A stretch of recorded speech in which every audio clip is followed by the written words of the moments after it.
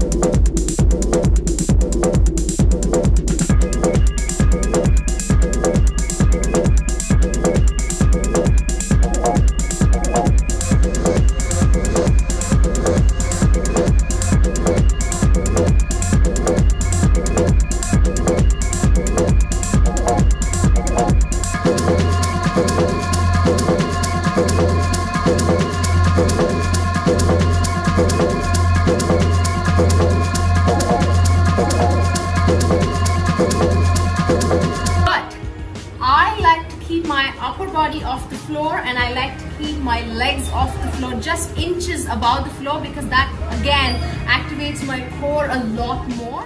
And the fact that I'm getting up to reach for the toes is going to make it a lot more challenging than just lying there and waiting for my leg to reach my hands. I hope this helps. Enjoy it.